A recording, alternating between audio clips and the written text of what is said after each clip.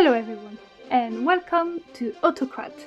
This is our 27th episode, which is quite nice, like we've come quite far. Hopefully you've been enjoying everything. You've been checking our website, our Instagram, our TikTok, our YouTube community where we post lots of poll stuff. If you haven't, go check them all out. Anyway, this is episode 27, as I've just said, and it is about Cadmus and Harmonia. And Vince is going to lead us on. Well, we last talked about Cadmus, first things first, back in episode 3, when he apparently helped his ancestor Zeus defeat Typhon. I think we might have mentioned Harmonia in passing then as well, but I don't remember. Well, whether we did or not, we're going to talk about her too. Yes, we're going to be looking at their story in more detail. As we've done before, I'm going to be getting Diodorus out of the way first, because his version of events is a little bit weird. Diodorus says that Cadmus was from Thebes in Egypt, because of course he does. It's Diodorus, everything is about Egypt. Now, do you remember that Dionysus is technically the grandson of Cadmus, because he is the son of Semele, who is the daughter of Cadmus? I do remember that. Well, according to Diodorus, he is the third Dionysus, with Zagreus, son of Zeus and Persephone, who we mentioned in episode 11, being the second one, and the first just being from India. It's a weird divergence, and we're not really going to focus on it. Instead, we'll be starting with a woman called Libya. Do you want to take it from there? Sure, I will happily do so. Libya was one of the consorts of Poseidon. They had two sons, Agenor and Belus, the later of whom became king of Egypt. Agenor was the father of Europa, Phoenix, Cilix, and Cadmus. Okay. Now, just for a bit of context, who exactly is Libya? That might be useful. It might be, and I'm going to tell you all about it. Libya is the daughter of Epaphus, king of Egypt, who we've mentioned in the past as the son of Zeus and Io. Okay. Anyway, we've discussed Europa's stories before in episode 18, go check it out if you haven't yet, when we were setting up the story of the Minotaur. Check that one out too. Through her, Cadmus is the uncle of Minos the First and the great-granduncle of Minos the Second. Okay. However, when Zeus took her to Crete, Agenor did not sit still. Right. He tasked his three sons with bringing her back. Like, please, sons, bring her back. Yeah, I don't want to do it, but you go do it. Yeah. He told them that they were not to return home if they did not have Europa with them. Wow. They were also accompanied by their mother and a companion who was either a son of Poseidon or Cadmus' nephew. Okay, so the mother went with them, but the father didn't. Agenor is not looking like the best father figure so far. It's not. If you're raising kids, don't be Agenor. Exactly.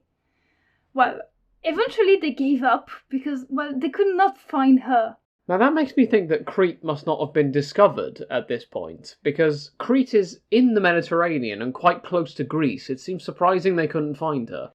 Well, maybe each time they got close to where she was, she decided that she was going to go on a trip, or she decided that she was going to not come out of her house. Yeah. You know, who knows? Maybe she was never there when they were there. Yeah, Phoenix shows up, Europa's just bought tickets to LA, and she's gone off on a wild tour. Exactly. She went to Vegas, you know. Yeah, there was milk on the doorstep, and he thought, well, she can't be here, I'll check back later. Exactly. Well, they gave up, is the thing we're going with. Yeah.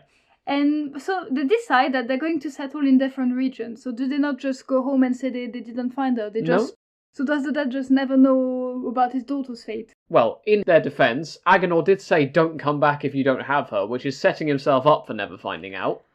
Very true. So, well, they settle in different regions. How about you tell us where they settled? Well, Phoenix settled in Phoenicia, which is, I assume, where the Greeks would say the name Phoenicia comes from. Cilix settled in what he came to call Cilicia. So again, the name comes from the mythological figure, and Cilicia is right where Anatolia, or basically Turkey, meets the area around Syria. Cadmus and his mother Telephassa, finally, went to live in Thrace. So, again, I'll give a rough bit of geography here. Thrace is basically modern-day Bulgaria. Telephassa eventually died in Thrace, and Cadmus buried her. He then travelled to the Oracle of Delphi to ask about Europa. The other two sons don't seem to have pursued this any further. Maybe he thought, I can't really rest easy if I don't know what happened to her. Yeah, and like, I'd like to go back to say hi to my dad, or even, see what he became. Yeah, I'd like to find out if my dad is still alive. It's been, let's say, for the sake of a joke, it's been 80 years. Yeah. However, Apollo basically brushed this off and said, don't concern yourself with Europa. I mean, it's his dad who took Europa away, and it will be his dad he's contradicting or going against if he tells Cadmus where Europa is. I mean, true. Yeah, I mean, the story didn't tell me that, but that's what I'm inferring. All the story says is he basically brushes off the question of where Europa is. Instead, Cadmus was instructed to follow a cow and create a city wherever it chose to rest. I mean, that's a nice way, like, the cow can, I guess, find nice patch of grass, and when she eats, you might think, oh, well, that's a nice place for a city. I'd never thought about that. Because the cow will want to eat grass where the grass is greener. Yeah. Okay, well, that's way more sensible than the joke I had lined up of me not knowing why bovine location planning is so popular in mythological Greece. I mean, we did see this last with episode 16 and the founding of Troy, so it happens more than once, which is odd to me. But yeah, I'd never thought about that. It seems a very odd thing to jump to as a next suggestion. Word association. Missing sister. Following a cow to locate a city. I mean, fair enough, the cow might even find a nice river, and, they would probably naturally know if the water is good to drink or not, I guess. Yeah. I'm not gonna lie, you're coming about this with a way more sensible approach than I am. And you're the scientist. Yeah, I just went with the it's funny that cows keep settling cities route. Anyway, Cadmus got the cow from some herders to a king, and the resting place of said cow is where the city of Thebes was founded. I should get this out of the way. We have Thebes in Egypt, which has a different name in Egyptian, but it's what the Greeks called it, I think. And there's Thebes in Greece. They're two different places. And I think this is what Diodorus uses to say that Cadmus was obviously from Egypt because everybody important is from Egypt. Okay. And we have mentioned Thebes before, and we will get to how exactly in a moment, but we mentioned it in, for example, episode 21. And this therefore does mean that these episodes take place after our episode today. But that's fine because mythology is a confusing place and the timeline is all over the place anyway. Might as well go back to Cadmus now. And plus we're just telling stories. Exactly. It's not a strict chronology yet at this point anyway. Cadmus wanted to make an offering to Athena out of the cow and asked his men to go and fetch water from Ares' spring nearby. However, the men came upon a dragon who was guarding it, which might even be Ares' child. Most of the men who went there did not come back alive. That's sad. I mean, in ancient Greece, maybe it's not that surprising, but I think you'd still be pretty baffled, or horrified even, if you were just going to get some water and there's just a dragon curling itself around a river. Yeah, that would be surprising. Yeah. So what did our good man Cadmus do? Well, in anger over this, Cadmus killed the dragon. Okay, so it wasn't that hard then. No, a bit like Heracles and Perseus, shockingly easy, we're just going to breeze over it. Athena then told him to plant the dragon's teeth into the ground. On the spots where the teeth were planted, warriors rose up from the ground called Spartae. Now, these men began killing each other when they laid eyes on each other, just immediately. I mean, why? I don't know. This might also be because Cadmus was understandably freaked out at the sight of men rising up from the ground and hurled stones at them, which the Spartae then assumed were thrown by each other and began to fight. I mean, that's probably why you don't make assumptions. Yeah, that's what a scientist would tell you. Don't make assumptions, don't extrapolate, just have a calm discussion about who exactly is throwing rocks and why. Now, all of the men except 5 die. Of the 5 that survive, one of them was called Echion, and he will come up in passing later on in the episode. The other 4 are called Hyperenor, Pelorus, Eudaeus, and Chthonius. The 5 men who survive help Cadmus to construct Thebes. However, Cadmus had to do penance for the bloodbath that had just ensued, and so he was a servant to Ares for 8 years. When he finished, Zeus allowed him to marry Ares' daughter Harmonia by Aphrodite, and Athena gave him a kingdom. Now, at this point, do you want to tell us a bit about who exactly Harmonia is? No problem.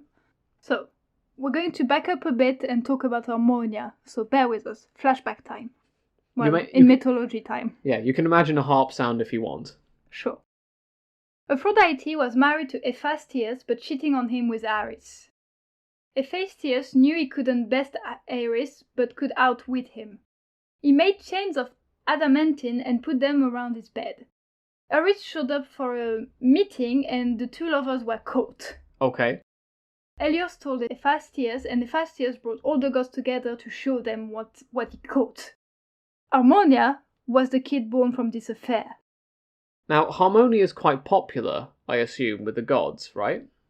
She might be, I guess. I don't know why. Well, as a point of fact, when Cadmus and Harmonia get married, the gods leave Olympus and go to something called the Cadmea, which is the Acropolis in Thebes, to celebrate their wedding. And apparently, it was the first non-divine wedding the gods ever showed up to. Nice, so they kind of liked her, I guess. Yeah. Athena and Hephaestus, however, gave her robes which basically singled out those descending from her as having bad luck, so quite a mixed message. Anyway, they had 4 daughters, Cadmus and Harmonia, and these are called Semele, Ino, Agave, and Autonoe. You might remember Semele, as we've said, as the mother of Dionysus from episode 11, and her sisters are the ones who started gossip about her after she died. Cadmus and Harmonia also have a son called Apollodorus, so that's the 5 children all sorted out. Now, you remember that I said that we would come back to Echion, who was one of the men who sprang up from the ground, right? I do, because guess what? He married Agave! Yes, so he is now the son-in-law of the man who gave birth to him? Is that how that works? The man who was the reason he was created. Yeah, it's a complicated, messy family reunion anyway. Well, these two are the parents of someone called Pentheus, who is the successor of Cadmus as king of Thebes. Now, we said the descendants of Cadmus and Harmonia were going to have bad luck, but you might not be prepared for how much bad luck they're going to have, and that is from the story of Actaeon, who is the son of Cadmus's daughter Autonoe.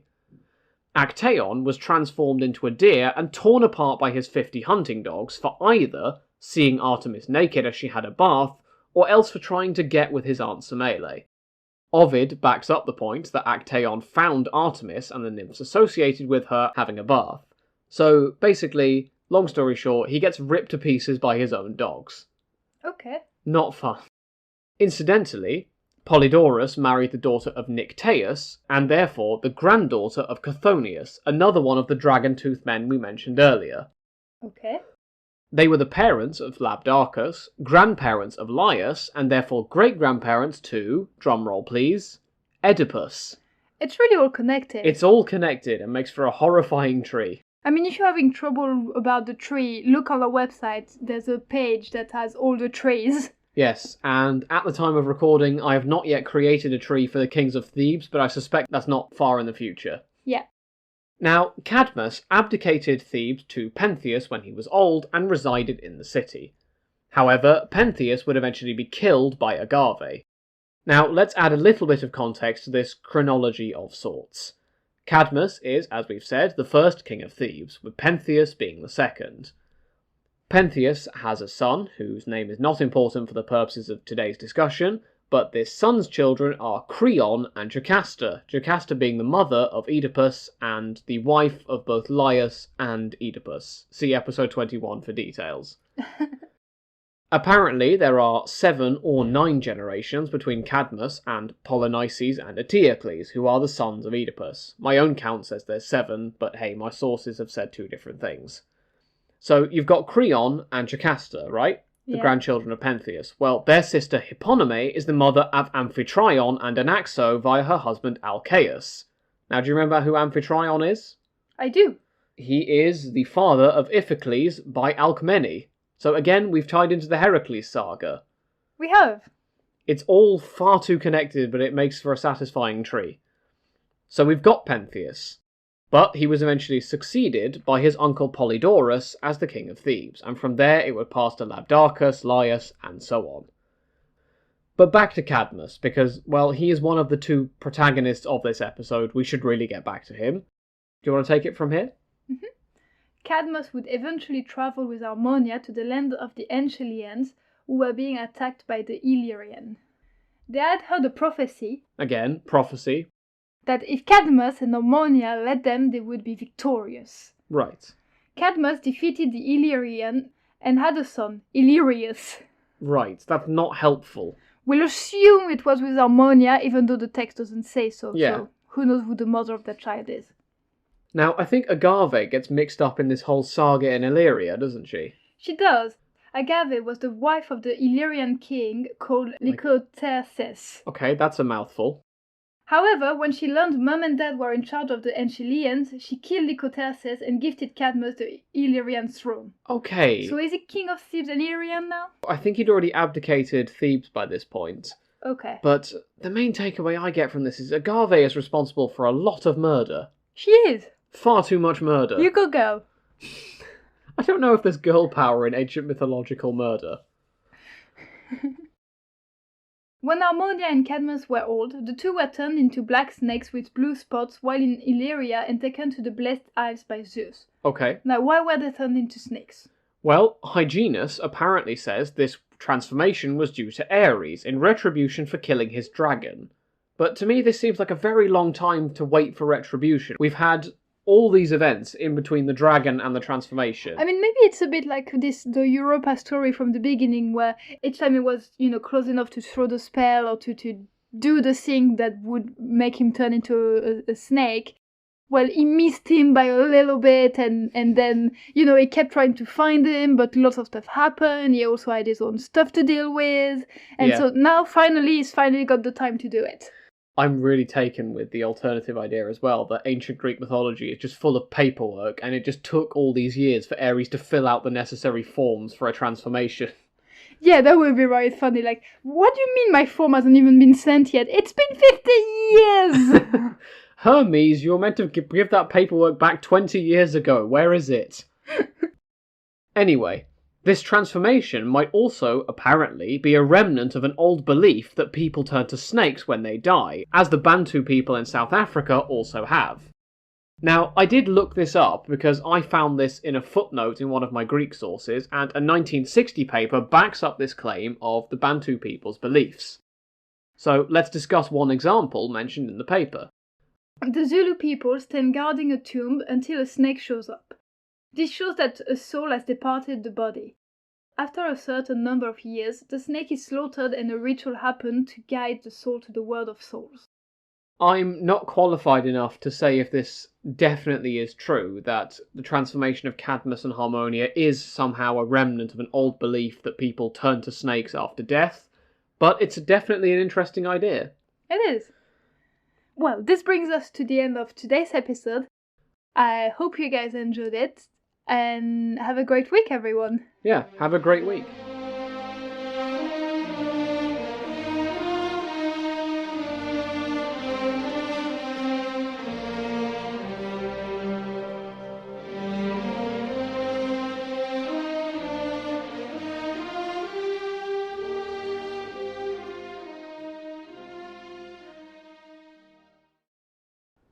This was really funny. It was. How did you like this episode? Yeah, you stole my line. I know I did. I keep doing it.